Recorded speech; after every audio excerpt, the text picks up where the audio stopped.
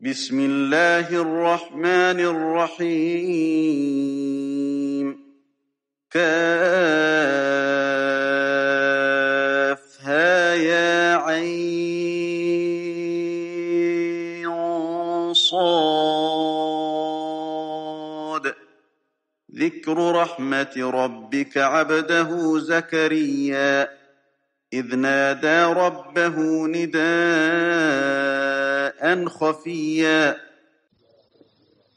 کاف ہا یا عین صاد، یہ اس رحمت کا ذکر ہے جو تیرے رب نے اپنے بندے زکریا پر کی جب اس نے اپنے رب کو چھپی آواز سے پکارا۔ تشریح: حضرت زکریا حضرت مریم کے بہنوئی تھے۔ حضرت مریم کے والد کا نام عمران تھا۔ حضرت مریم ابھی صرف چند سال کی تھیں کہ ان کے والد کا انتقال ہو گیا۔ وہ ہیکل کے ناظم اعلیٰ تھے۔ ان کے بعد حضرت زکریا ہیکل کے ناظم اعلیٰ، کاہنوں کے سردار مقرر ہوئے۔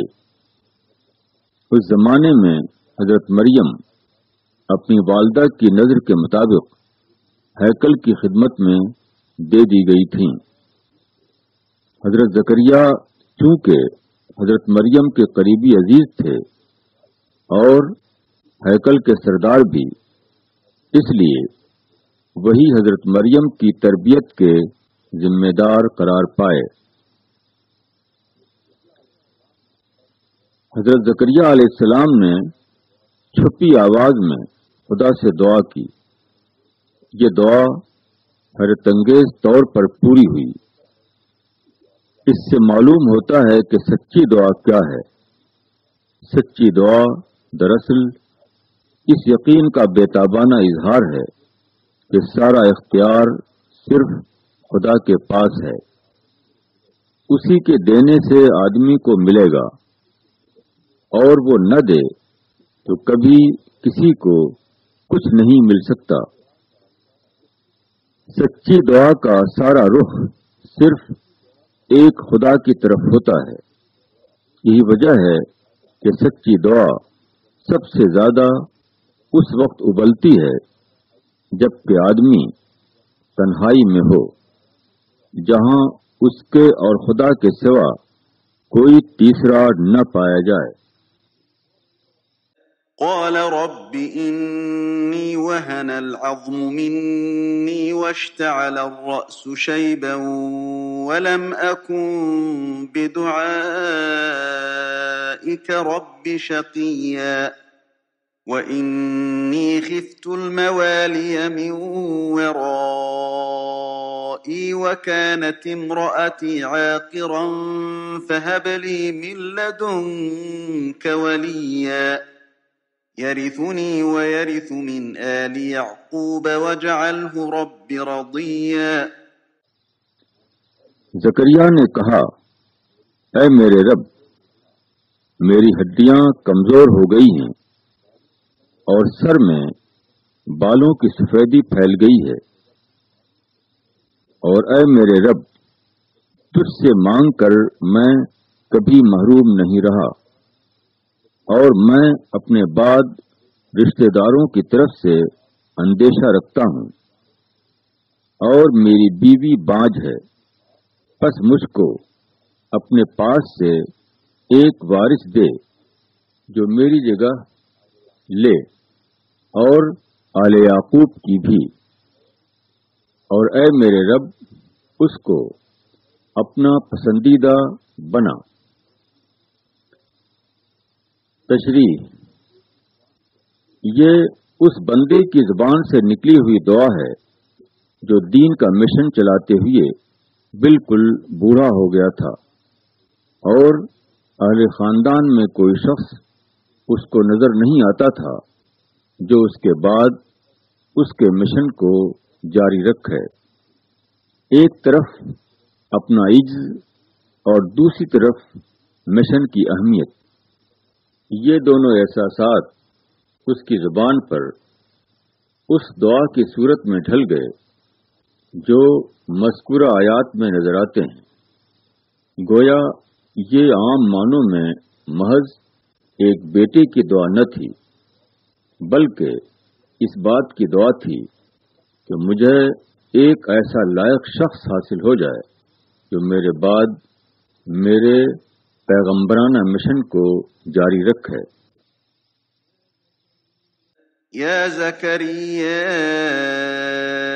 إنا نبشرك بغلام اسمه يحيى لم نجعل له من قبل سميا قال رب أنى يكون لي غلام وكانت امرأتي عاقرا وقد بلغت من الكبر عتيا۔ اے زکریا، ہم تم کو ایک لڑکے کی بشارت دیتے ہیں جس کا نام یحییٰ ہوگا۔ ہم نے اس سے پہلے اس نام کا کوئی آدمی نہیں بنایا۔ اس نے کہا، اے میرے رب، میرے یہاں لڑکا کیسے ہوگا جبکہ میری بیوی بانجھ ہے اور میں بڑھاپے کے انتہائی درجے کو پہنچ چکا ہوں۔ تشریح: یہ دعا بیٹے کی صورت میں قبول ہوئی۔ ایک ایسا بیٹا جیسا بیٹا عام طور پر لوگوں کے یہاں پیدا نہیں ہوتا۔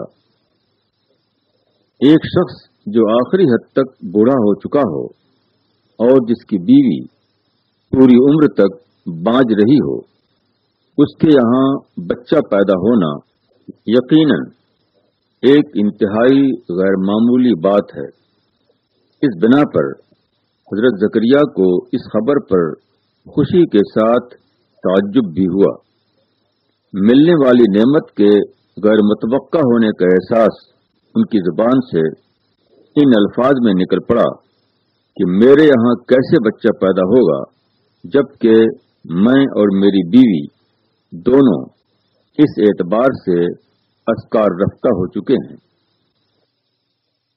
قال كذلك قال ربك هو علي هين وقد خلقتك من قبل ولم تك شيئا قال رب اجعل لي آية قال آيتك ألا تكلم الناس 3 ليال سويا فخرج على قومه من المحراب فأوحى إليهم أن سبحوا بكرة وعشيا۔ جواب ملا کہ ایسا ہی ہوگا۔ تیرا رب فرماتا ہے کہ یہ میرے لیے آسان ہے، میں نے اس سے پہلے تم کو پیدا کیا حالانکہ تم کچھ بھی نہ تھے۔ زکریا نے کہا کہ اے میرے رب، میرے لیے کوئی نشانی مقرر کر دے۔ فرمایا کہ تمہاری نشانی یہ ہے کہ تم 3 شب و روز لوگوں سے بات نہ کر سکو گے حالانکہ تم تندرست ہوگے۔ پھر زکریا محراب عبادت سے نکل کر لوگوں کے پاس آیا اور ان سے اشارے سے کہا کہ تم صبح و شام خدا کی پاکی بیان کرو۔ تشریح: پہلے انسان کا باپ اور ماں کے بغیر پیدا ہونا جس طرح ایک خدائی معجزہ ہے، اسی طرح باپ اور ماں کے ذریعے بچے کا پیدا ہونا بھی ایک خدائی معجزہ ہے، خواہ یہ ماں باپ بوڑھے ہوں یا جوان۔ حقیقت یہ ہے کہ یہ خدا ہے جو انسان کو پیدا کرتا ہے، اسی نے پہلے پیدا کیا اور وہی آج بھی پیدا کرنے والا ہے۔ دوسری ہر چیز محض ایک ظاہری بہانہ ہے، نہ کہ حقیقی وجہ۔ حضرت زکریا نے رحمت خداوندی کے ملنے کی علامت دریافت کی۔ بتایا گیا کہ تندرست ہونے کے باوجود جب کامل 3 رات دن تک لوگوں سے زبان کے ذریعے بات نہ کر سکو، اس وقت سمجھ لینا کہ حمل قرار پا گیا ہے۔ چنانچہ جب وہ وقت آیا تو زبان بات چیت سے رک گئی۔ حضرت زکریا اپنے عبادت خانے سے باہر نکلے اور لوگوں سے اشارے کے ساتھ کہا کہ صبح و شام اللہ کو یاد کرو اور اس کی عبادت و اطاعت میں مشغول رہو۔ حضرت زکریا کا غالباً یہ معمول تھا کہ وہ روزانہ لوگوں کو وعظ و نصیحت فرماتے تھے۔ جب زبان بولنے سے رک گئی تب بھی آپ مقام اجتماع پر آئے اور لوگوں کو نصیحت کی۔ البتہ چونکہ زبان چل نہیں رہی تھی، آپ نے اشارے کے ساتھ لوگوں کو تلقین فرمائی۔ یا یحییٰ خذ الکتاب بقوة وآتیناہ الحکم صبیا وحنانا من لدنا وزکاة وکان تقیا وبرا بوالدیہ ولم یکن جبارا عصیا وسلام علیہ یوم ولد ویوم یموت ویوم یبعث حیا۔ اے یحییٰ، کتاب کو مضبوطی سے پکڑو، اور ہم نے اس کو بچپن ہی میں دین کی سمجھ عطا کی، اور اپنی طرف سے اس کو نرم دلی اور پاکیزگی عطا کی، اور وہ پرہیزگار اور اپنے والدین کا خدمت گزار تھا، اور وہ سرکش اور نافرمان نہ تھا، اور اس پر سلامتی ہے جس دن وہ پیدا ہوا اور جس دن وہ مرے گا اور جس دن وہ زندہ کر کے اٹھایا جائے گا۔ تشریح: کہا جاتا ہے کہ حضرت یحییٰ جب چھوٹے تھے تو لڑکوں نے ایک بار انہیں کھیلنے کے لیے بلایا۔ انہوں نے انکار کر دیا اور کہا، ہم اس لیے نہیں بنائے گئے ہیں۔ اس سے اندازہ ہوتا ہے کہ ان کو بچپن سے یہ شعور حاصل تھا کہ زندگی کو بامقصد ہونا چاہیے۔ اسی طرح ان کے اندر پیدائشی طور پر سوز و گداز موجود تھا۔ وہ نفسیاتی گرہوں سے آزاد تھے۔ وہ اپنے والدین کے حقوق ادا کرنے والے تھے۔ وہ سرکشی اور نافرمانی سے بالکل خالی تھے۔ یہی وہ اوصاف ہیں جو آدمی کو اس قابل بناتے ہیں کہ وہ کسی حال میں خدا کی کتاب سے نہ ہٹے، اور انہی اوصاف والا آدمی وہ ہے جس پر دنیا میں بھی خدا کی رحمت نازل ہوتی ہے اور آخرت میں بھی خدا کی رحمت۔ واذكر في الكتاب مريم إذ انتبذت من أهلها مكانا شرقيا فاتخذت من دونهم حجابا فأرسلنا إليها روحنا فتمثل لها بشرا سويا قالت إني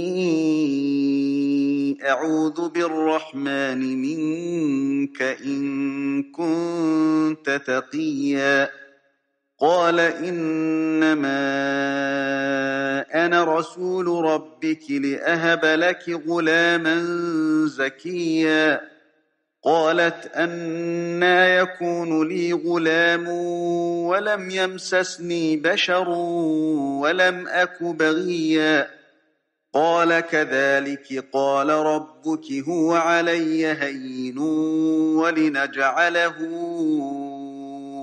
آية للناس ورحمة منا وكان أمرا مقضيا۔ اور کتاب میں مریم کا جب کہ وہ اپنے لوگوں سے الگ ہو کر شرقی مکان میں چلی گئی، پھر اس نے اپنے آپ کو ان سے پردے میں کر لیا۔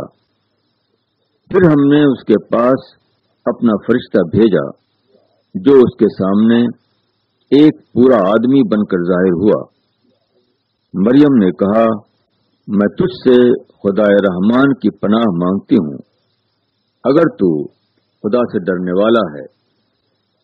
اس نے کہا، میں تمہارے رب کا بھیجا ہوا ہوں تاکہ تم کو ایک پاکیزہ لڑکا دوں۔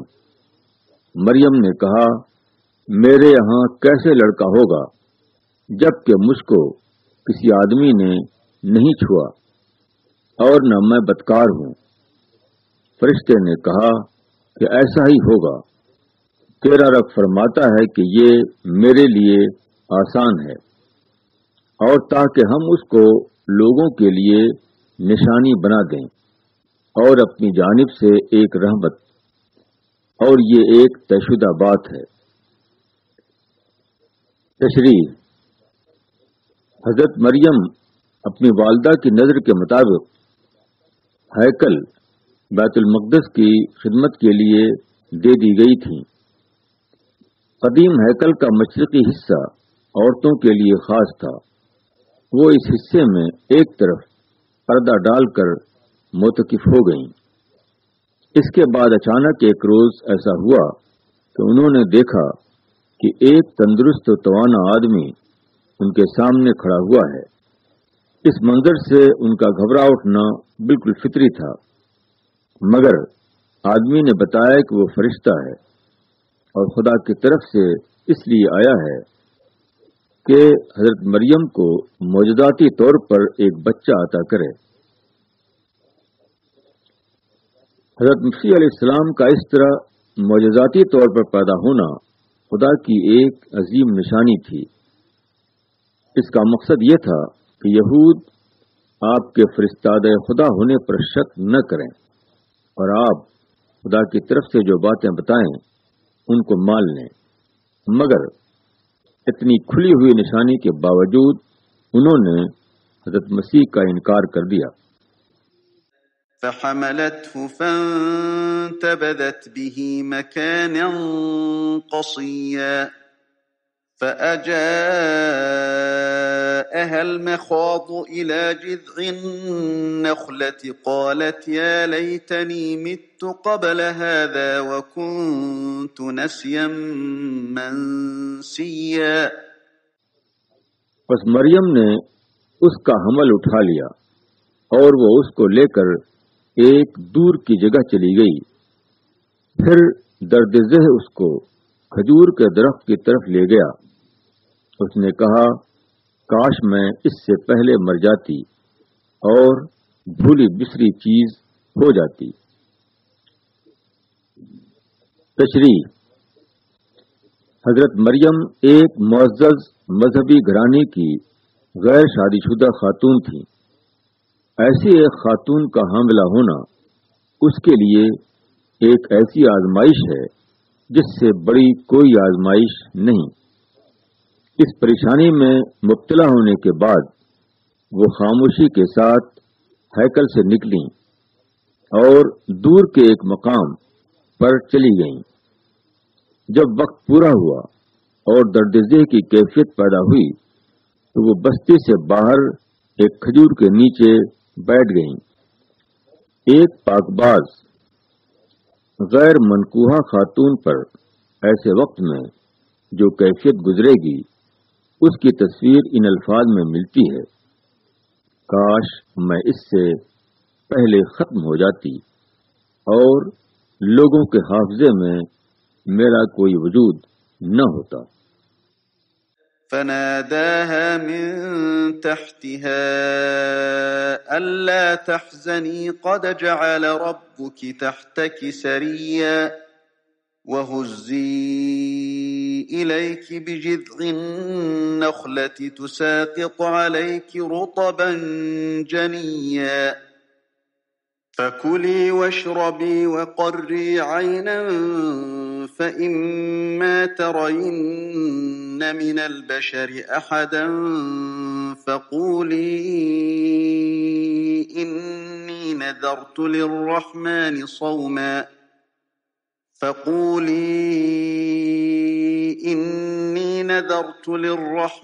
صوما فلن أكلم اليوم إنسيا. پھر مریم کو اس نے اس کے نیچے سے آواز دی کہ غمگین نہ ہو، تیرے رب نے تیرے نیچے ایک چشمہ جاری کر دیا ہے، اور تم کھجور کے تنے کو اپنی طرف ہلاؤ، اس سے تمہارے اوپر پکی کھجوریں گریں گی، بس کھاؤ اور پیو اور آنکھیں ٹھنڈی کرو۔ پھر اگر تم کوئی آدمی دیکھو تو اس سے کہہ دو کہ میں نے رحمان کا روزہ مان رکھا ہے، تو آج میں کسی انسان سے نہیں بولوں گی۔ تشریح: اتنی نازک آزمائش میں مبتلا ہونے کے بعد حضرت مریم کے لیے تسکین کا صرف ایک ہی ذریعہ ہو سکتا تھا، اور وہ یہ کہ خدا کا فرشتہ ظاہر ہو کر انہیں یقین دلائے۔ چنانچہ یہی ہوا۔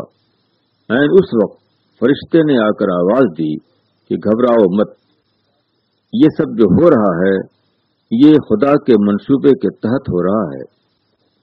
تمہارے قریب صاف پانی کا چشمہ رواں کر دیا گیا ہے، اور کھجور کا یہ درخت تم کو ہر وقت تازہ پھل مہیا کرے گا، اس سے کھاؤ اور پیو۔ بچے کے سلسلے میں فرشتے نے یہ کہہ کر مطمئن کر دیا کہ خدا کے معجزے سے پیدا ہونے والا یہ بچہ خود تمہارے دفاع کے لیے کافی ہے۔ تم بنی اسرائیل کے رواج کے مطابق چھپ کا روزہ رکھ لو، اور جب کسی آدمی سے تمہارا سامنا ہو اور وہ تم سے پوچھے تو تم بچے کی طرف اشارہ کر دو، وہ خود جواب دے کر تم کو بری الذمہ کر دے گا۔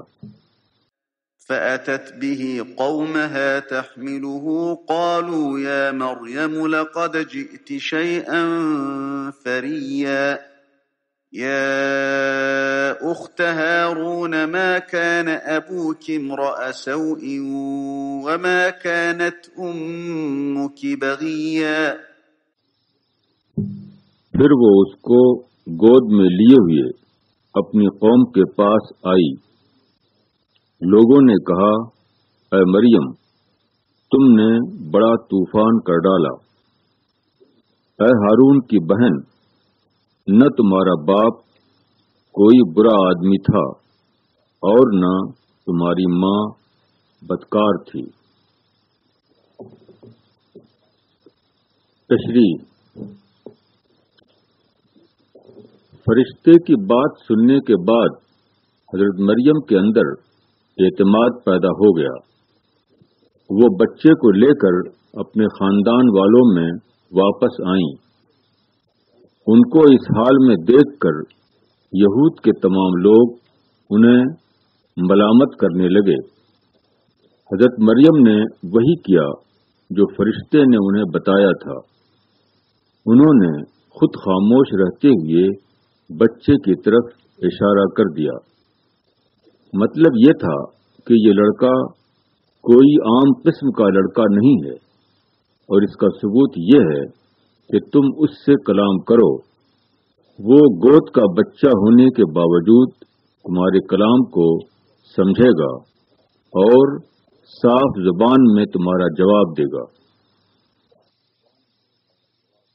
فأشارت إليه قالوا كيف نكلم من كان في المهد صبيا قال إني عبد الله آتاني الكتاب وجعلني نبيا وجعلني مباركا أينما كنت وأوصاني بالصلاة والزكاة ما دمت حيا وبرا بوالدتي ولم يجعلني جبارا شقيا والسلام علي يوم ولدت ويوم أموت ويوم أبعث حيا۔ پھر مریم نے اس کی طرف اشارہ کیا۔ لوگوں نے کہا، ہم اس سے کس طرح بات کریں؟ جو کہ گود میں بچہ ہے۔ بچہ بولا، میں اللہ کا بندہ ہوں، اس نے مجھ کو کتاب دی اور مجھ کو نبی بنایا، اور میں جہاں کہیں بھی ہوں اس نے مجھ کو برکت والا بنایا ہے، اور اس نے مجھ کو نماز اور زکوٰۃ کی تاکید کی ہے جب تک میں زندہ رہوں، اور مجھ کو میری ماں کا خدمت گزار بنایا ہے، اور مجھ کو سرکش بدبخت نہیں بنایا، اور مجھ پر سلامتی ہے جس دن میں پیدا ہوا اور جس دن میں مروں گا اور جس دن میں زندہ کر کے اٹھایا جاؤں گا۔ تشریح: حضرت مریم کے اشارے کے باوجود یہود کی سمجھ میں نہیں آتا تھا کہ وہ ایک چھوٹے سے بچے سے کس طرح بات کریں۔ اس وقت حضرت مسیح خود بول پڑے۔ ان کی معجزانہ گفتگو میں ایک طرف حضرت مریم کی کامل برات تھی، دوسری طرف یہ ایک پیشگی شہادت تھی تاکہ یہ نومولود جب بڑا ہو اور نبوت کا اعلان کرے تو لوگوں کے لیے آپ کی نبوت پر شک کرنے کی کوئی گنجائش باقی نہ رہے۔ ذلك عيسى ابن مريم قول الحق الذي فيه يمترون ما كان لله أن يتخذ من ولد سبحانه إذا قضى أمرا فإنما يقول له كن فيكون۔ یہ ہے عیسیٰ ابن مریم، سچی بات جس میں لوگ جھگڑ رہے ہیں۔ اللہ ایسا نہیں کہ وہ کوئی اولاد بنائے، وہ پاک ہے۔ جب وہ کسی کام کا فیصلہ کرتا ہے تو کہتا ہے کہ ہو جا، تو وہ ہو جاتا ہے۔ تشریح: حضرت مریم کی غیر معمولی پیدائش ایک انوکھا واقعہ تھا۔ اس انوکھے واقعے کی توجیہ میں مسیحی علماء نے عجیب عجیب عقیدے بنا لیے، مگر ہمیشہ توجیہ کی ایک حد ہوتی ہے، اور اس حد کے اندر رہ کر ہی کسی چیز کی توجیہ کی جا سکتی ہے۔ حضرت مسیح کی غیر معمولی پیدائش کی توجیہ میں ان کو خدا کا بیٹا بنا دینا حد سے باہر جانا ہے، کیونکہ یہ خدا کی یکتائی کے منافی ہے کہ اس کی کوئی اولاد ہو۔ نیز یہ کہ کائنات میں بے شمار انوکھے واقعات ہیں جن کو ہم روزانہ دیکھتے ہیں۔ اس دنیا کی ہر چیز ایک انوکھا واقعہ ہے۔ اب اگر مزید ایک انوکھی چیز سامنے آئے تو انسان کو یہ کہنا چاہیے کہ خدا نے جس طرح دوسری بے شمار انوکھی چیزیں پیدا کی ہیں، اسی طرح وہ اس انوکھی چیز کا بھی خالق ہے جو آج ہمارے سامنے ظاہر ہوئی ہے۔ وَإِنَّ اللَّهَ رَبِّي وَرَبُّكُمْ فَاعْبُدُوهُ هَذَا صِرَاطٌ مُسْتَقِيمٌ۔ فاختلف الأحزاب من بينهم فويل للذين كفروا من مشهد يوم عظيم أسمع بهم وأبصر يوم يأتوننا لكن الظالمون اليوم في ضلال مبين۔ اور بے شک اللہ میرا رب ہے اور تمہارا رب بھی، بس تم اسی کی عبادت کرو، یہی سیدھا راستہ ہے۔ پھر ان کے فرقوں نے باہم اختلاف کیا، پس انکار کرنے والوں کے لیے ایک بڑے دن کے آنے سے خرابی ہے۔ جس دن یہ لوگ ہمارے پاس آئیں گے وہ خوب سنتے اور خوب دیکھتے ہوں گے، مگر آج یہ ظالم کھلی ہوئی گمراہی میں ہیں۔ تشریح: حضرت مسیح اور دوسرے تمام پیغمبروں نے ایک ہی صراط مستقیم کی طرف لوگوں کو بلایا، وہ یہ کہ آدمی خدا کو اپنا رب بنائے اور اسی کی عبادت کرے، مگر ہمیشہ یہ ہوا کہ خود ساختہ تعویلات و تشریحات کے ذریعے اس صراط مستقیم سے انحراف کیا گیا۔ کسی نے ایک بات نکالی اور کسی نے دوسری بات، اس طرح اختلاف پیدا ہوا اور ایک دین کئی دنوں میں تقسیم ہو گیا۔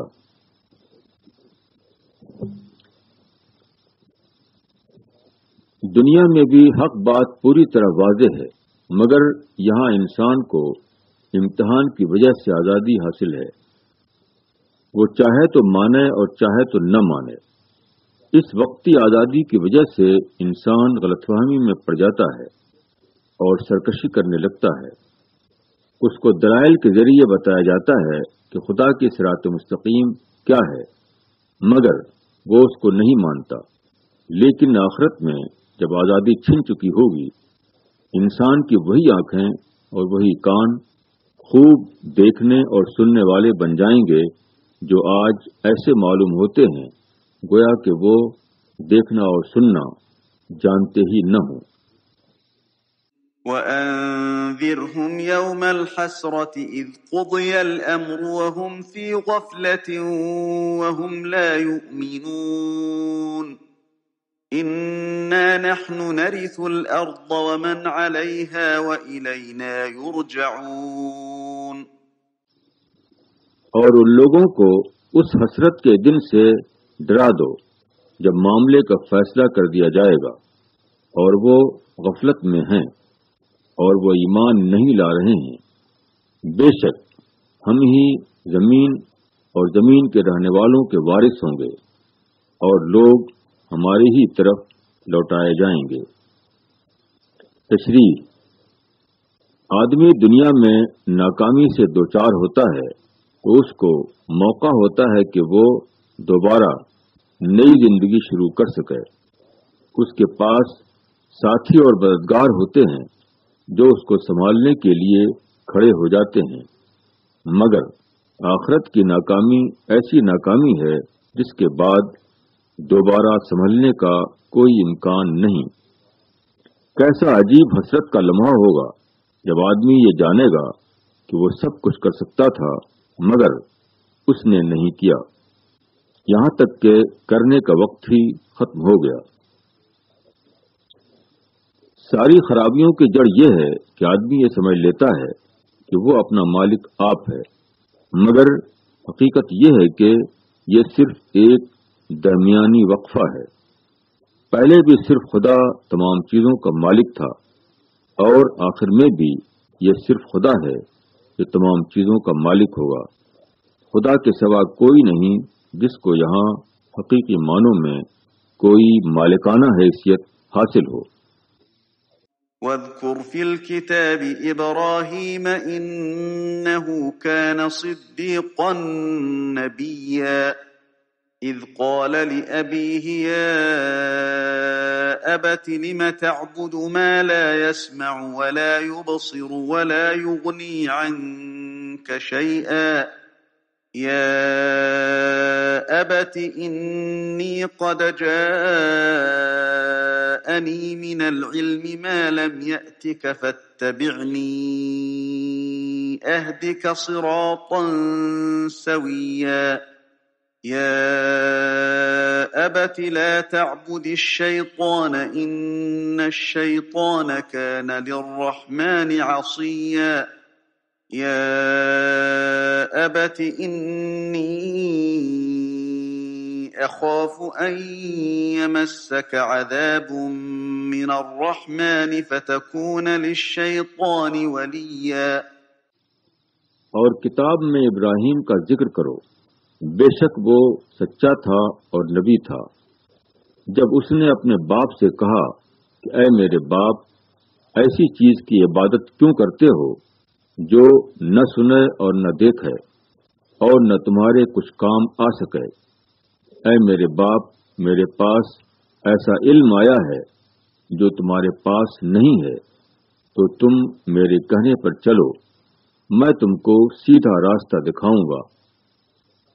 اے میرے باپ، شیطان کی عبادت نہ کر، بے شک شیطان خدائے رحمان کی نافرمانی کرنے والا ہے۔ اے میرے باپ، مجھ کو ڈر ہے کہ تم کو خدائے رحمان کا کوئی عذاب پکڑ لے اور تم شیطان کے ساتھی بن کر رہ جاؤ۔ تشریح: حضرت ابراہیم عراق میں پیدا ہوئے۔ ان کے والد آزر بت پرست تھے۔ آپ کو نبوت ملی تو آپ نے اپنے والد کو نصیحت کی کہ بتوں کی عبادت چھوڑ دو اور خدا کی عبادت کرو، ورنہ تم خدا کی پکڑ میں آ جاؤ گے۔ شیطان کی عبادت کا مطلب خود شیطان کی عبادت نہیں ہے، بلکہ شیطان کی بتائی ہوئی چیز کی عبادت ہے۔ انسان کے اندر فطری طور پر یہ جذبہ رکھا گیا ہے کہ وہ کسی کو اونچا درجہ دے کر اس کے آگے اپنے جذبات عقیدت کو نثار کرے۔ اس جذبے کا حقیقی مرکز خدا ہے، مگر شیطان مختلف طریقے سے لوگوں کے ذہن کو پھیرتا ہے تاکہ وہ انسان کو مشرک بنا دے، تاکہ انسان غیر خدا کو وہ چیز دے دے جو اس کو صرف خدا کو دینا چاہیے۔ قال أراغب أنت عن آلهتي يا إبراهيم لئن لم تنته لأرجمنك واهجرني مليا قال سلام عليك سأستغفر لك ربي إنه كان بي حفيا وأعتزلكم وما تدعون من دون الله وأدعو ربي عسى ألا أكون بدعاء ربي شقيا۔ باپ نے کہا کہ اے ابراہیم، کیا تم میرے معبودوں سے پھر گئے ہو؟ اگر تم باز نہ آئے تو میں تم کو سنسار کر دوں گا اور تم مجھ سے ہمیشہ کے لیے دور ہو جاؤ۔ ابراہیم نے کہا، تم پر سلامتی ہو، میں اپنے رب سے تمہارے لیے بخشش کی دعا کروں گا، بے شک وہ مجھ پر مہربان ہے، اور میں تم لوگوں کو چھوڑتا ہوں اور ان کو بھی جنہیں تم اللہ کے سوا پکارتے ہو، اور میں اپنے رب ہی کو پکاروں گا۔ امید ہے کہ میں اپنے رب کو پکار کر محروم نہیں رہوں گا۔ تشریح: حضرت ابراہیم نے جن بتوں پر تنقید کی وہ سادہ معنوں میں محض پتھر کے ٹکڑے نہ تھے، بلکہ وہ ان ہستیوں کے نمائندہ تھے جن کی طلسماتی عظمت ماضی کی طویل روایات کے نتیجے میں لوگوں کے ذہنوں پر قائم ہو چکی تھی۔ اس تقابل میں نوجوان ابراہیم ایک معمولی شخص نظر آئے اور عراق کے بت عظمتوں کے پہاڑ دکھائی دیے۔ یہی وجہ ہے کہ حضرت ابراہیم کے والد نے حقارت کے ساتھ ان کی نصیحت کو نظر انداز کر دیا۔ حق کی دعوت ایک مقام پر شروع کی جائے اور پھر وہ اس مرحلے میں پہنچ جائے کہ لوگ اس کو اچھی طرح سمجھ چکے ہوں، مگر وہ ماننے کے بجائے جارحیت پر اتر آئیں، تو اس وقت دائی اپنے مقام عمل کو تبدیل کر دیتا ہے۔ اسی کا دوسرا نام ہجرت ہے۔ مقام عمل کی یہ تبدیلی کبھی قریب کے دائرے میں ہوتی ہے اور کبھی دور کے دائرے میں۔ دعوت کا عمل ایک خدائی عمل ہے، یہی وجہ ہے کہ وہ جب بھی شروع ہوتا ہے ربانی نفسیات کے ساتھ شروع ہوتا ہے۔ مدعو اگر دائی کے ساتھ ظلم و حقارت کا معاملہ کرے تب بھی دائی کے دل میں اس کے لیے نرم گوشہ موجود رہتا ہے۔ اسی طرح دائی اگر اپنے ماحول میں بے یار و مددگار ہو جائے تب بھی وہ مایوس نہیں ہوتا، کیونکہ اس کا اصل سہارا خدا ہوتا ہے۔ وہ یقین رکھتا ہے کہ وہ بدستور اس کے ساتھ موجود ہے اور ہمیشہ موجود رہے گا۔ فَلَمَّا اعْتَزَلَهُمْ وَمَا يَعْبُدُونَ مِن دُونِ اللَّهِ وَهَبْنَا لَهُ إِسْحَاقَ وَيَعْقُوبَ وَكُلًّا جَعَلْنَا نَبِيًّا وَوَهَبْنَا لَهُم مِّن رَّحْمَتِنَا وَجَعَلْنَا لَهُمْ لِسَانَ صِدْقٍ عَلِيًّا۔ پس جب وہ لوگوں سے جدا ہو گیا اور ان سے جن کو وہ اللہ کے سوا پوچھتے تھے، تو ہم نے اس کو اسحاق اور یعقوب عطا کیے، اور ہم نے ان میں سے ہر ایک کو نبی بنایا اور ان کو اپنی رحمت کا حصہ دیا، اور ہم نے ان کا نام نیک اور بلند کیا۔ تشریح: آدمی اپنے خاندان اور اپنے گروہ کے ساتھ جیتا ہے۔ ایسی حالت میں کسی شخص کو اس کے خاندان اور اس کے گروہ سے نکال دینا گویا اس کو بربادی کے صحرا میں دھکیل دینا ہے۔ مگر حضرت ابراہیم کے واقعے کی صورت میں اللہ تعالیٰ نے ہمیشہ کے لیے دکھا دیا کہ جو بندہ خالص اللہ کے لیے بے گھر کیا جائے، اس کو اللہ اپنی طرف سے زیادہ اچھا گھر عطا کر دیتا ہے۔ جو شخص خالص اللہ کے لیے گمنامی میں ڈال دیا جائے، اس کو اللہ زیادہ بڑے پیمانے پر نیک نام بنا دیتا ہے۔ وَاذْكُرْ فِي الْكِتَابِ مُوسَىٰ إِنَّهُ كَانَ مُخْلَصًا وَكَانَ رَسُولًا نَبِيًّا وَنَادَيْنَاهُ مِن جَانِبِ الطُّورِ الْأَيْمَنِ وَقَرَّبْنَاهُ نَجِيًّا وَوَهَبْنَا لَهُ مِن رَّحْمَتِنَا أَخَاهُ هَارُونَ نَبِيًّا۔ اور کتاب میں موسیٰ کا ذکر کرو، بے شک وہ چنا ہوا تھا اور رسول نبی تھا، اور ہم نے اس کو کوہ طور کے داہنی جانب سے پکارا، اور اس کو ہم نے راز کی باتیں کرنے کے لیے قریب کیا، اور اپنی رحمت سے ہم نے اس کے بھائی ہارون کو نبی بنا کر اسے دیا۔ تشریح: حضرت موسیٰ مدین سے چل کر مصر جا رہے تھے۔ اس سفر میں وہ کوہ طور سے گزرے، وہاں خدا نے انہیں پیغمبری عطا فرمائی۔ اللہ تعالیٰ نے پچھلے ہر دور میں اپنے پیغمبر منتخب کیے اور ان کے پاس اپنا کلام بھیجا۔ یہ کلام ہمیشہ جبریل فرشتہ کے ذریعے آیا، مگر حضرت موسیٰ کے ساتھ یہ خصوصی معاملہ ہوا کہ اللہ نے ان سے براہ راست کلام کیا۔ نیز یہ بھی حضرت موسیٰ کی خصوصیت ہے کہ آپ کے لیے خدا نے ایک مزید پیغمبر حضرت ہارون مقرر فرمایا جو آپ کا مددگار ہو۔ اس خصوصیت کی وجہ شاید وہ مخصوص حالات ہوں جن میں آپ کو اپنا پیغمبرانہ فرض انجام دینا تھا، کیونکہ آپ کے سامنے ایک طرف فرعون جیسا جابر بادشاہ تھا اور دوسری طرف یہود جیسی قوم جو اپنے زوال کی آخری حد کو پہنچ چکی تھی۔ رحمت و نصرت کے یہ معاملات اپنی انتہائی صورت میں صرف پیغمبروں کے لیے خاص ہیں، تاہم اللہ اپنے مومن بندوں کے ساتھ بھی درجہ بدرجہ اسی قسم کا معاملہ فرماتا ہے۔ وہ ان کے حسب استعداد انہیں اپنے کسی کام کو کرنے کی توفیق دیتا ہے۔ وہ ان پر خاموشی سے اپنی بات القا کرتا ہے۔ وہ ان کے لیے ایسی خصوصی تائید کا انتظام کرتا ہے جو عام حالات میں کسی کو نہیں ملتی۔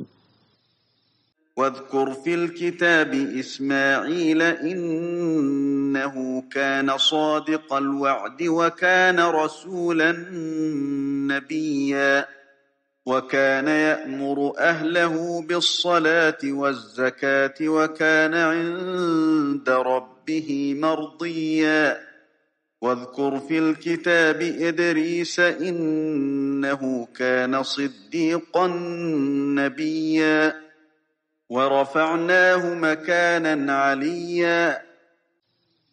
اور کتاب میں اسماعیل کا ذکر کرو، وہ وعدے کا سچا تھا اور رسول نبی تھا، وہ اپنے لوگوں کو نماز اور زکوٰۃ کا حکم دیتا تھا اور اپنے رب کے نزدیک پسندیدہ تھا۔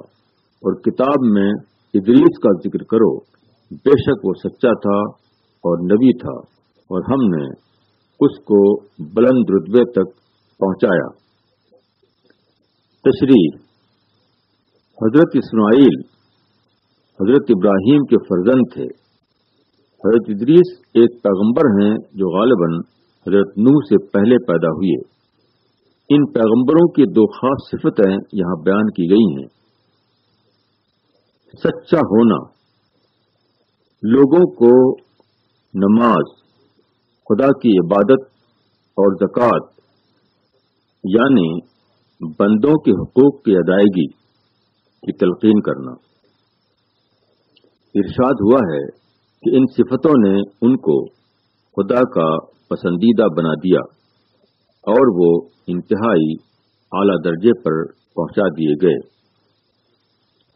جن شخصیتوں کو خدا نے اپنی پیغمبری کے لیے چنا، ان کے اندر یہ صفتیں کمال درجے میں موجود ہوتی تھیں، تاہم عام اہل ایمان سے بھی یہی صفات مطلوب ہیں اور ان کو بھی درجہ بدرجہ اس کے وہ ثمرات حاصل ہوتے ہیں جو خدا نے ان صفتوں کے لیے ابدی طور پر مقرر کیے ہیں۔ أولئك الذين أنعم الله عليهم من النبيين من ذرية آدم وممن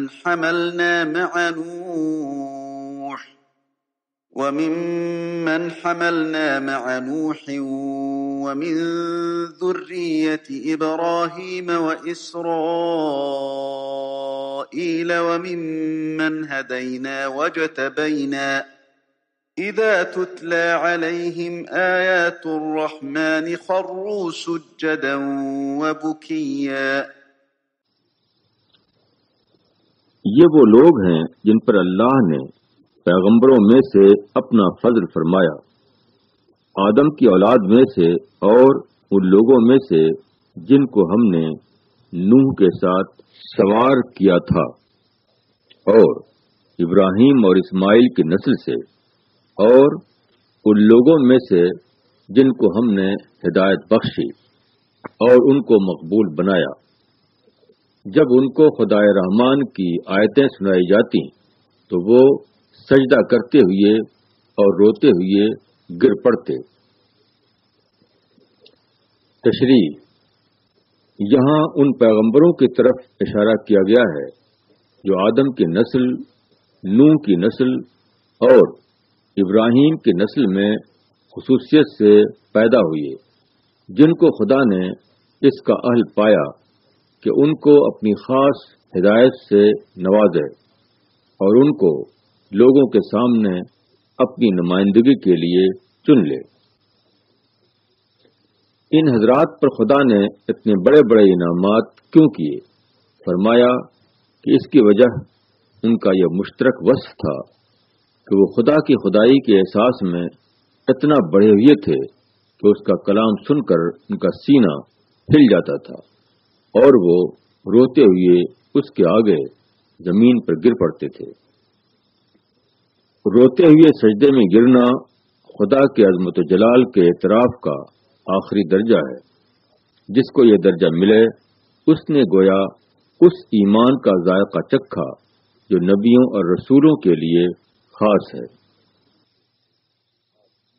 فخلف من بعدهم خلف أضاعوا الصلاة واتبعوا الشهوات فسوف يلقون غيا إلا من تاب وآمن وعمل صالحا فأولئك يدخلون الجنة ولا يظلمون شيئا۔ پھر ان کے بعد ایسے ناخلف جانشین ہوئے جنہوں نے نماز کو کھو دیا اور خواہشوں کے پیچھے پڑ گئے، پس عنقریب وہ اپنی خرابی کو دیکھیں گے۔ البتہ جس نے توبہ کی اور ایمان لے آیا اور نیک کام کیا تو یہی لوگ جنت میں داخل ہوں گے اور ان کی ذرا بھی حق تلفی نہیں کی جائے گی۔ تشریح: پیغمبر کی دعوت کے ذریعے جو افراد بنتے ہیں ان کی نمایاں خصوصیت یہ ہوتی ہے کہ وہ خواہش پرستی سے اوپر اٹھ جاتے ہیں، وہ اللہ کو یاد کرنے والے بن جاتے ہیں، جس کی ایک متعین صورت کا نام نماز ہے۔ دین کی اصل خدا کی یاد ہے اور نماز کسی خدا کی یاد کی ایک منظم صورت۔ پیغمبروں کو ماننے والوں کی اگلی نسلیں اگر خدا سے غافل ہو جائیں اور خواہش کے پیچھے چلنے لگیں تو خدا کے نزدیک وہ گمراہ لوگ ہیں۔ پیغمبروں سے وابستگی ان کو کوئی فائدہ دینے والی نہیں۔ ایسے لوگ یقیناً اپنے انجام کو پہنچیں گے۔ ان میں سے صرف وہی لوگ بچیں گے جو دوبارہ اصل دین کی طرف لوٹیں اور حقیقی معنوں میں ایمان اور عمل صالح کی زندگی اختیار کریں۔ آخرت کے لیے کوشش کرنے والوں کو فوراً اپنی محنتوں اور قربانیوں کا انجام نہیں ملتا، اس لیے کوئی شخص شبہ کر سکتا ہے کہ یہ راستہ ایسا ہے جس میں عمل ہے مگر عمل کا انجام نہیں، مگر یہ محض غلط فہمی ہے۔ حقیقت یہ ہے کہ جس طرح دنیا کے لیے عمل کرنے والے اپنے عمل کا بدلہ پاتے ہیں، اسی طرح آخرت کے لیے عمل کرنے والے بھی اپنے عمل کا بھرپور بدلہ پائیں گے۔ اس معاملے میں کسی شک میں پڑنے کی ضرورت نہیں۔ جنات عدن التي وعد الرحمن عباده بالغيب إنه كان وعده مأتيا لا يسمعون فيها لغوا إلا سلاما ولهم رزقهم فيها بكرة وعشيا تلك الجنة التي نورث من عبادنا من كان تقيا۔ ان کے لیے ہمیشہ رہنے والے باغ ہیں جن کا رحمان نے اپنے بندوں سے غائبانہ وعدہ کر رکھا ہے، اور یہ وعدہ پورا ہو کر رہنا ہے۔ اس میں وہ لوگ کوئی فضول بات نہیں سنیں گے بجز سلام کے، اور اس میں ان کا رزق صبح و شام ملے گا۔ یہ وہ جنت ہے جس کا وارث ہم اپنے بندوں میں سے ان کو بنائیں گے جو خدا سے ڈرنے والے ہوں۔ تشریح: دنیا میں امتحان کی وجہ سے ہر ایک کو آزادی ملی ہوئی ہے۔ یہاں اچھائی کرنے والے بھی آزاد ہیں اور برائی کرنے والے بھی آزاد۔ اس کا نتیجہ یہ ہے کہ دنیا میں ایک سچے انسان کو کبھی سکون حاصل نہیں ہوتا۔ وہ ذاتی طور پر خواہ کتنا ہی ٹھیک ہو، مگر دوسرے لوگوں کی بے ٹھیک باتیں اس کو سکون لینے نہیں دیتی۔ لوگ اپنی آزادی سے غلط فائدہ اٹھا کر ماحول کو گندی باتوں اور بری آوازوں سے بھر دیتے ہیں۔ جنت وہ بستی ہے جس سے اس قسم کے تمام انسان خارج کر دیے جائیں گے۔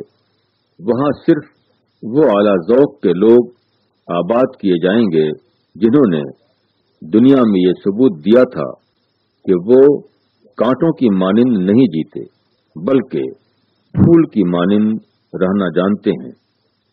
ایسے لوگوں کے ماحول میں جو زندگی بنے گی وہ بلا شبہ ابدی سلامتی کی جنت ہوگی۔ دنیا میں لغو چیزوں سے بچنا اور سلامتی کا پیکر بن جانا ایک سخت ترین عمل ہے۔ اس کے لیے اپنی آزاد زندگی کو خود اپنے ارادے سے پابند زندگی بنا لینا پڑتا ہے۔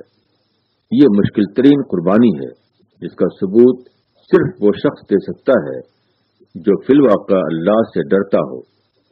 اللہ سے ڈرنے والے ہی دنیا میں جنتی انسان بن کر رہ سکتے ہیں، اور یہی وہ لوگ ہیں جو آخرت کی ابدی جنتوں میں داخل کیے جائیں گے۔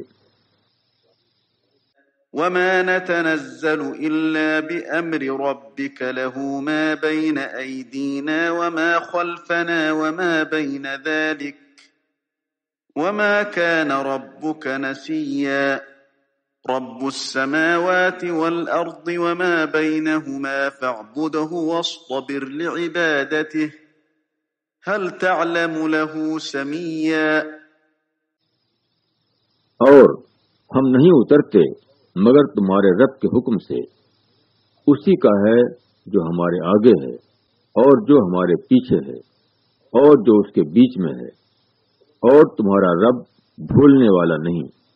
وہ رب ہے آسمانوں کا اور زمین کا اور جو ان کے بیچ میں ہے، پس تم اسی کی عبادت کرو اور اس کی عبادت پر قائم رہو۔ کیا تم اس کا کوئی ہمصفت جانتے ہو؟ تشریح: اسلامی دعوت جب مخالفت کے دور میں ہو تو یہ دائی کے لیے بڑا سخت مرحلہ ہوتا ہے۔ دائی ہر روز چاہتا ہے کہ موجودہ کیفیت کو ختم کرنے کے لیے کوئی نیا اقدام کیا جائے، جبکہ خدا کا حکم یہ ہوتا ہے کہ صبر اور انتظار کا طریقہ اختیار کرو۔ ایسی ہی کیفیت ایک بار رسول اللہ صلی اللہ علیہ وسلم کے ساتھ پیش آئی۔ حالات کی شدت کے پیش نظر آپ خدا کی طرف سے مزید ہدایت کے منتظر تھے، مگر ایک روایت کے مطابق تقریباً 40 دن تک جبریل نہیں آئے۔ پھر جب وہ آئے تو آپ نے کہا کہ اے جبریل، اتنی دیر کیوں کر دی؟ انہوں نے جواب دیا کہ ہم خدا کی مرضی کے پابند ہیں، جب خدا کی طرف سے کوئی ہدایت ملتی ہے تو آتے ہیں، اور جب ہدایت نہیں ملتی تو نہیں آتے۔ یہ واقعہ بیان کر کے یہاں صبر کی تلقین کی گئی ہے۔ جو صورتحال جاری ہے اس کو خدا پوری طرح دیکھ رہا ہے، اس کے باوجود اگر اس کی طرف سے نئی ہدایت نہیں آ رہی ہے تو اس کا مطلب یہ ہے کہ اس وقت یہی مطلوب ہے کہ اس صورتحال کو برداشت کیا جائے۔ اگر حکمت کا تقاضا کچھ اور ہوتا تو یقیناً کوئی اور حکم آتا۔ خدا سے زیادہ کوئی جاننے والا نہیں، اس لیے خدا سے بہتر کسی کی رہنمائی بھی نہیں ہو سکتی۔ رکنے والے حالات میں اقدام کی آیت تلاش کرنا صحیح نہیں۔ ایسا کرنا گویا اس حکم کو قبل از وقت اتارنے کی کوشش کرنا ہے جو ابھی آدمی کے لیے نہیں اترا۔ وَيَقُولُ الْإِنسَانُ أَإِذَا مَا مِتُّ لَسَوْفَ أُخْرَجُ حَيًّا أَوَلَا يَذْكُرُ الْإِنسَانُ أَنَّا خَلَقْنَاهُ مِن قَبْلُ وَلَمْ يَكُ شَيْئًا فَوَرَبِّكَ لَنَحْشُرَنَّهُمْ وَالشَّيَاطِينَ ثُمَّ لَنُحْضِرَنَّهُمْ حَوْلَ جَهَنَّمَ جِثِيًّا۔ اور انسان کہتا ہے کیا جب میں مر جاؤں گا تو پھر زندہ کر کے نکالا جاؤں گا؟ کیا انسان کو یاد نہیں کہ ہم نے اس کو اس سے پہلے پیدا کیا اور وہ کچھ بھی نہ تھا؟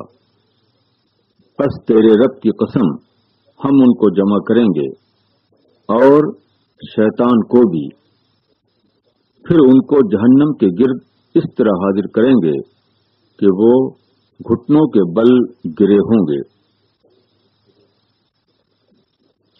تشریح: عرب کے لوگ جو قرآن کے پہلے مخاطب تھے وہ زندگی بعد موت کو مانتے تھے، مگر یہ ماننا صرف رسمی ماننا تھا،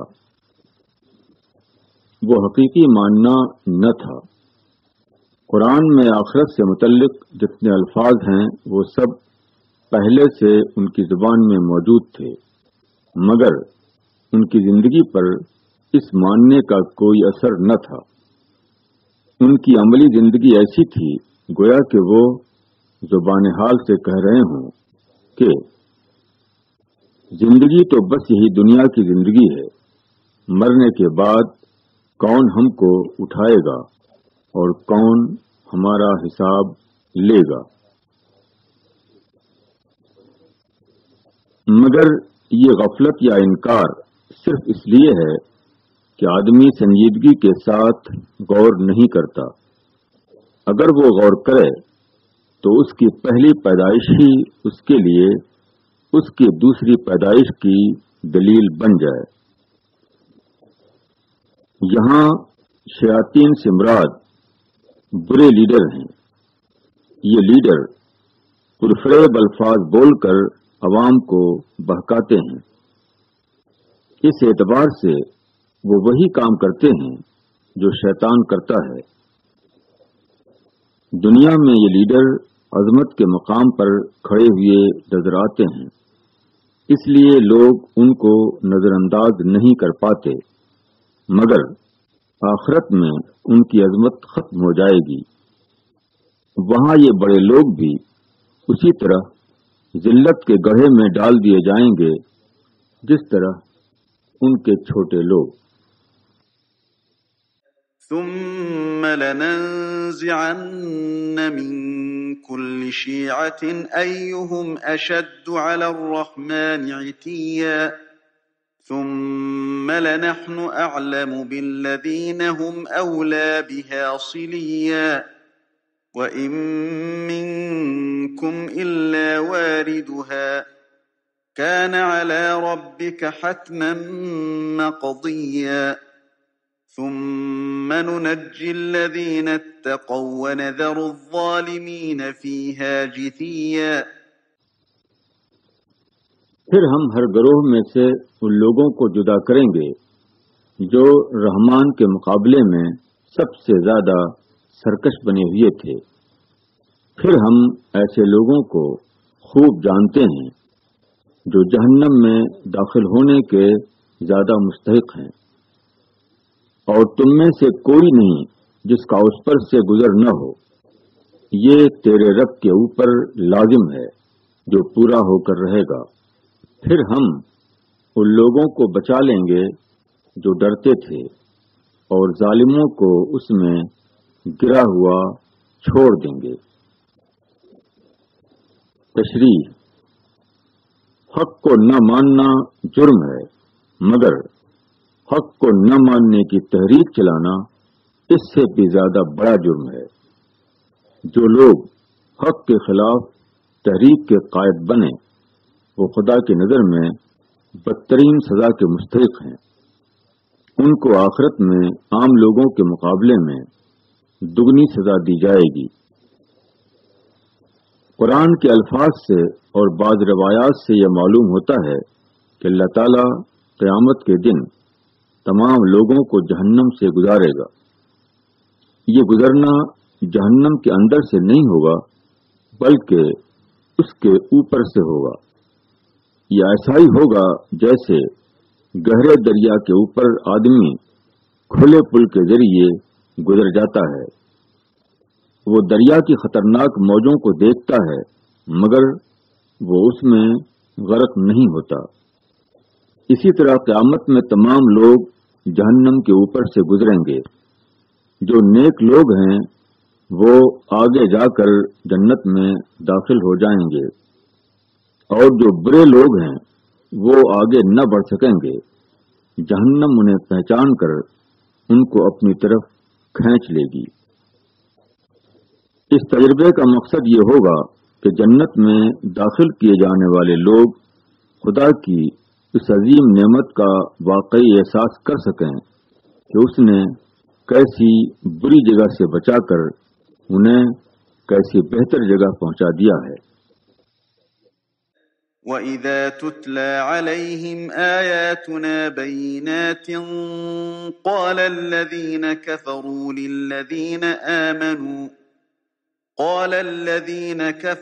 لِلَّذِينَ آمَنُوا أَيُّ الْفَرِيقَيْنِ خَيْرٌ مَّقَامًا وَأَحْسَنُ نَدِيًّا وَكَمْ أَهْلَكْنَا قَبْلَهُم مِّن قَرْنٍ هُمْ أَحْسَنُ أَثَاثًا وَرِئْيًا۔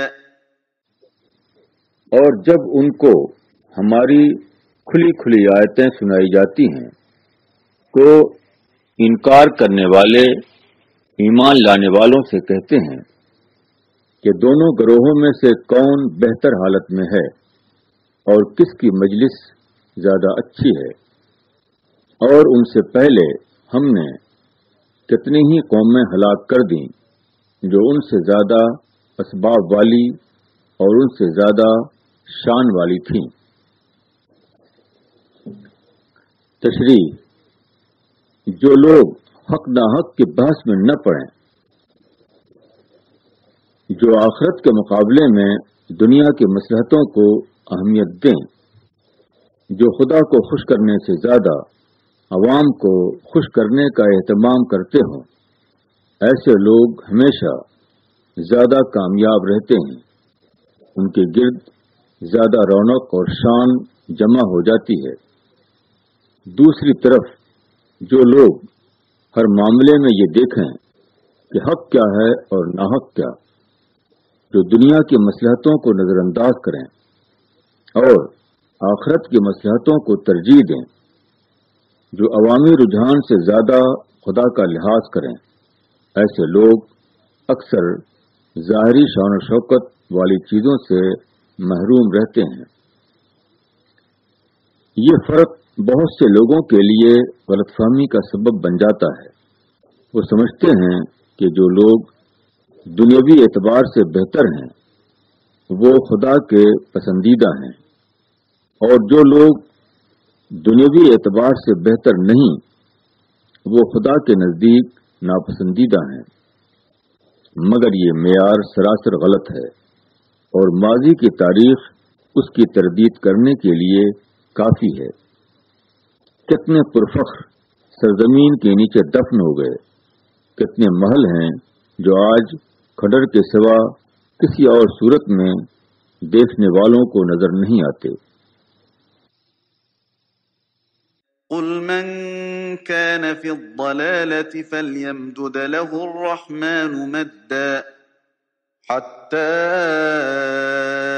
إذا رأوا ما يوعدون إما العذاب وإما الساعة فسيعلمون من هو شر مكانا وأضعف جندا۔ کہو کہ جو شخص گمراہی میں ہوتا ہے تو رحمان اس کو ڈھیل دیا کرتا ہے، یہاں تک کہ جب وہ دیکھ لیں گے اس چیز کو جس کا ان سے وعدہ کیا جا رہا ہے، عذاب یا قیامت، تو ان کو معلوم ہو جائے گا کہ کس کا حال برا ہے اور کس کا جتھا کمزور۔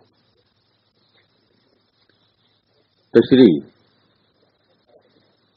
سرکش آدمی کو سرکشی کا موقع ملنا مہلت امتحان کی وجہ سے ہوتا ہے، نہ کہ کسی حق کی بنا پر، مگر اکثر ایسا ہوتا ہے کہ آدمی اس فرق کو سمجھ نہیں پاتا۔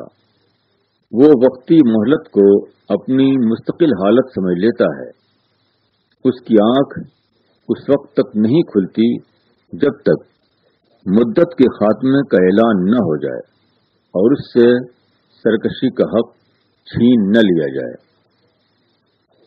خدا اپنی مصلحت کے تحت کسی کو دنیا ہی میں یہ تجربہ کرا دیتا ہے، کوئی اسی حال پر باقی رہتا ہے یہاں تک کہ موت اس کو وہ چیز دکھا دیتی ہے جس کو وہ زندگی میں دیکھنے پر تیار نہ ہوا تھا۔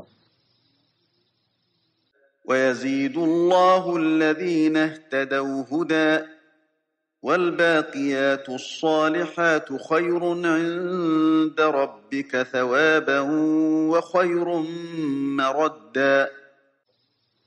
اور اللہ ہدایت پکڑنے والوں کی ہدایت میں اضافہ کرتا ہے، اور باقی رہنے والی نیکیاں تمہارے رب کے نزدیک اجر کے اعتبار سے بہتر ہیں اور انجام کے اعتبار سے بھی بہتر۔ تشریح: ہدایت یاب ہونا یہ ہے کہ آدمی کا شعور صحیح رخ پر جاگ اٹھے۔ ایسے آدمی کے سامنے کوئی صورتحال آتی ہے تو وہ اس کی صحیح توجیہ کر کے اس کو اپنی غذا بنا لیتا ہے۔ اس طرح اس کی ہدایت میں یقین اور کیفیت کے اعتبار سے برابر اضافہ ہوتا رہتا ہے۔ اس کی ہدایت جامد چٹان کی طرح نہیں ہوتی، بلکہ زندہ درخت کی مانند ہوتی ہے جو برابر بڑھتا چلا جائے۔ جس طرح دنیا کے پیش نظر عمل کرنے والا برابر ترقی کرتا رہتا ہے، اسی طرح آخرت کو سامنے رکھ کر عمل کرنے والے کا عمل بھی مسلسل اضافہ پذیر ہے۔ یہ اضافہ پذیری چونکہ آخرت میں ذخیرہ ہو رہی ہے، اس لیے وہ دنیا میں نظر نہیں آتی، مگر قیامت جب پردہ پھاڑ دے گی تو ہر آدمی دیکھ لے گا کہ ہدایت پانے والے کی ہدایت کس طرح بڑھ رہی تھی، اور اسی کے ساتھ اس کا عمل بھی۔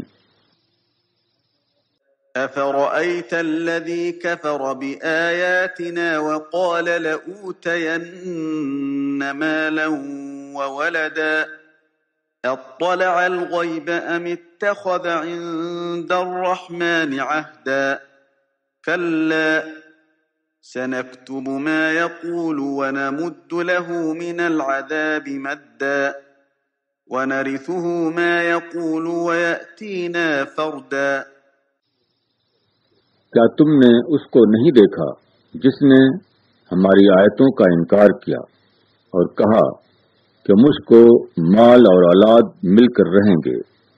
کیا اس نے غیب میں جھانک کر دیکھا ہے یا اس نے اللہ سے کوئی عہد لے لیا ہے؟ ہرگز نہیں۔ جو کچھ وہ کہتا ہے اس کو ہم لکھ لیں گے اور اس کی سزا میں اضافہ کریں گے، اور جن چیزوں کا وہ مدعی ہے اس کے وارث ہم بنیں گے، اور وہ ہمارے پاس اکیلا آئے گا۔ تشریح: جب آدمی کے پاس دولت اور طاقت کا کوئی حصہ آتا ہے تو اس کے اندر غلط قسم کی خود اعتمادی پیدا ہو جاتی ہے۔ وہ ایسی روش اختیار کرتا ہے جو اس کی واقعی حیثیت سے مطابقت نہیں رکھتی۔ وہ ایسی باتیں بولنے لگتا ہے جو اس کو نہیں بولنا چاہیے۔ ایسا ہی ایک واقعہ مکہ میں ہوا۔ عاص بن وائل مکہ کا ایک مشرک سردار تھا۔ حضرت خباب بن الارت کی کچھ رقم اس کے ذمے باقی تھی۔ انہوں نے رقم کا مطالبہ کیا تو عاص بن وائل نے کہا کہ میں تمہاری رقم اس وقت دوں گا جب کہ تم محمد کا انکار کرو۔ ان کی زبان سے نکلا کہ میں ہرگز محمد کا انکار نہیں کروں گا یہاں تک کہ تم مرو اور پھر پیدا ہو۔ عاص بن وائل نے یہ سن کر کہا کہ جب میں دوبارہ پیدا ہوں گا تو وہاں بھی میں مال اور اولاد کا مالک رہوں گا، اس وقت تم مجھ سے اپنی رقم لے لینا۔ یہ سب جھوٹی خود اعتمادی کی باتیں ہیں، اور جھوٹی خود اعتمادی کسی کے کچھ کام آنے والی نہیں۔ وَاتَّخَذُوا مِن دُونِ اللَّهِ آلِهَةً لِيَكُونُوا لَهُمْ عِزًّا كَلَّا سَيَكْفُرُونَ بِعِبَادَتِهِمْ وَيَكُونُونَ عَلَيْهِمْ ضِدًّا۔ اور انہوں نے اللہ کے سوا معبود بنائے ہیں تاکہ وہ ان کے لیے مدد بنے۔ ہرگز نہیں، وہ ان کی عبادت کا انکار کریں گے اور ان کے مخالف بن جائیں گے۔ تشریح: انسان یہ چاہتا ہے کہ وہ دنیا میں جو چاہے کرے، مگر اس کو اس کی بدعملی کا انجام نہ بھگتنا پڑے۔ اس قسم کی حفاظت کسی کو اللہ سے نہیں مل سکتی، اس لیے اس نے ایسی ہستیاں تجویز کر لیں جو اللہ کی محبوب ہوں اور اس کی طرف سے اللہ کے یہاں سفارشی بن سکیں، مگر یہ سب بے بنیاد قیاسات ہیں جو کسی کے کچھ کام آنے والے نہیں۔ حتیٰ کہ وہ ہستیاں جن کو آدمی نے شریک فرض کر کے ان کے لیے عبادتی مراسم ادا کیے تھے، وہ بھی قیامت کے دن اس سے برات کریں گی۔ انسان کو ان سے نفرت کے سوا اور کچھ حاصل نہ ہو سکے گا۔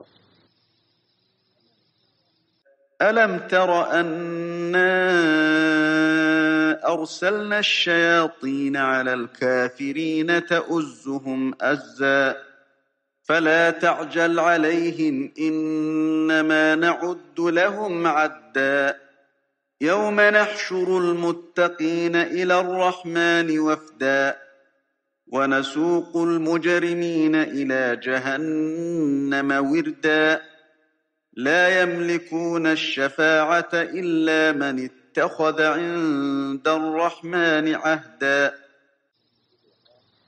کیا تم نے نہیں دیکھا کہ ہم نے منکروں پر شیطانوں کو چھوڑ دیا ہے، وہ ان کو خوب ابھار رہے ہیں، پس تم ان کے لیے جلدی نہ کرو، ہم ان کی گنتی پوری کر رہے ہیں۔